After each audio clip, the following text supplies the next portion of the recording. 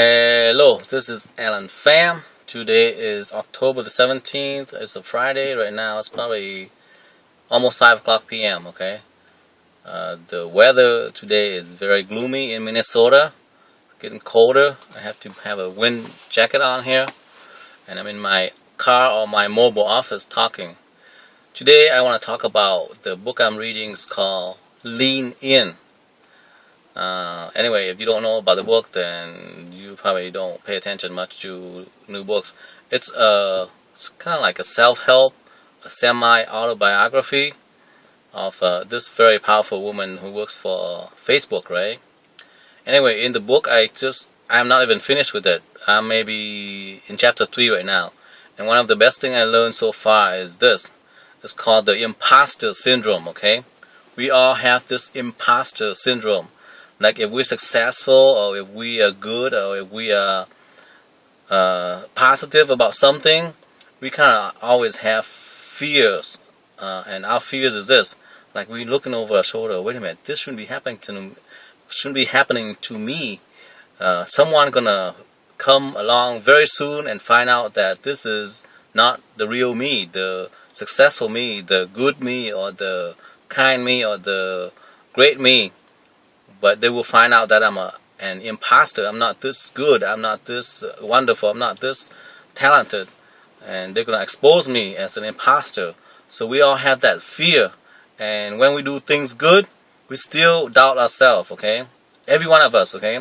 And I happened to read a book probably 2 years ago by another guy who owned a franchise of basketball teams, right? He owns like 2 or something like that. He's a billionaire.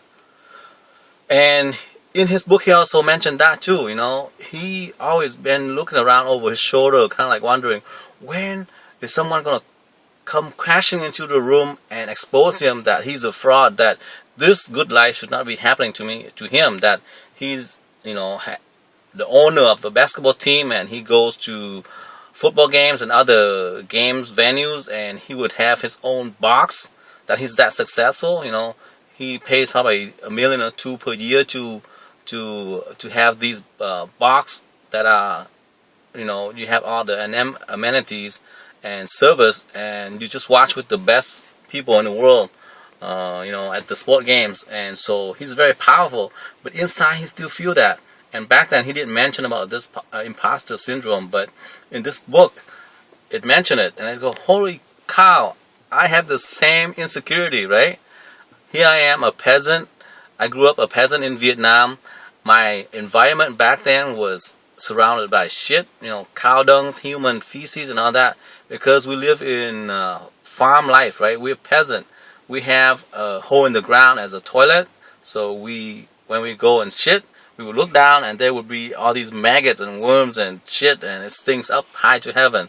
It's really, really bad life. I recommend that you don't want to try it. Go there and live and be close to the earth and stuff. Very, very bad. Anyway, so that's where I came from. And now here I am in my mid-40s, living in America, the most powerful country on earth. I'm pretty good financially. Me and my wife, we have, let's just say good food on our table. When we want to eat something or have a feast, we just do it. We don't care how much it costs because we are well off, right? I mean, here financially, and we're living a good life that it's like almost a dream for me. And I often wonder, man, how could this be? I didn't do anything. How did I deserve this? You know, I was born in Vietnam, grew up in a peasant family, a third of 10 children. I don't have a very high education. I have a bachelor degree, you know, from U of M, Carlson School of Management, U of Minnesota. And I haven't done much, but, you know, I'm having such a good life. It's like I'm way too blessed, you know. And I doubt myself. I go, wait a minute, I shouldn't deserve this. And I keep wondering if people notice that, and that maybe someday someone will come crashing through the door and say, Alan, you're an imposter, you know. This is not your life. You need to go back to Vietnam and live a peasant life and live a third world country living, and instead of living in the most powerful country in the world, have a nice car, you know, that runs smooth as silk running, and, you know, have sunroof, moonroof right now up here. You know, my friends in Vietnam are still walking around. They are having bicycles as their vehicle of transportations, and they still live in, full of cow dungs around their environment.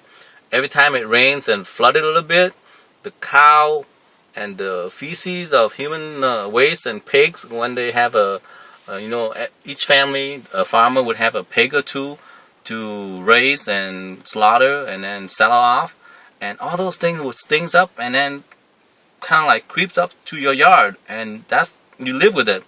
Your immune system is very strong, and so you can ward off all the diseases and stuff, but looking around, it still looked like shit, and it still looked awful, and it's not a good life, okay?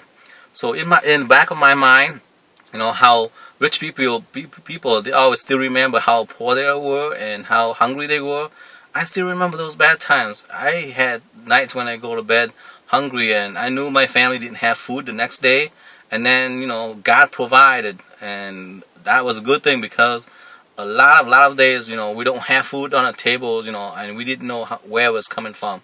But it's true that God provides, okay, and He did provide it for us well, and none of us died. 10 children, my parents, they didn't have very high education. They're like 3rd and 4th grade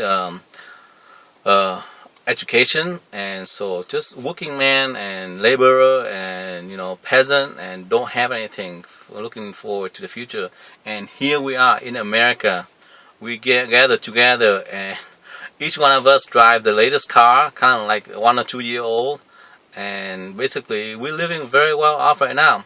Not as well off as the billionaires or the multi-millionaires, but we are still very, very living handsomely, and our lives are good. And so that's what I want to point out. We all have this imposter syndrome. So from now on, I know it is just a syndrome. I'm not going to worry about that anymore. From now on, I'm not going to doubt myself. And you shouldn't either. If you have that doubt, trust me, not you alone, okay? Everybody in this world, 7 billion plus of us, even the most powerful people, they have self-doubts too, and they wonder if someone is going to expose them as an imposter. So don't have any more self-doubts. If you like to read the book, then go borrow it from the library. I'm getting that from the library right now. I didn't buy it. It's called Lean In, right? By that CFF or CEO, whatever, not CEO, but that woman that works for Facebook, Sandra something. She's it was just out this year. Anyway, I'm rambling here, but I like the book so much. It is a good self-help book. I've read self-help books often, and currently I think it's like my top 3 self-help books, okay? The other one I recommend is a book by Sandy Botkin, and another one is by Koch, K-O-C-H, The 80-20 Manager, okay? It's a very good self-help book too. Even if you're not a manager of a company, it's a very good book to learn from, okay? Anyway, thank you for watching, and this is the environment, my car and my office. I'm turning off right now at 8:28, 8:29, 8:30.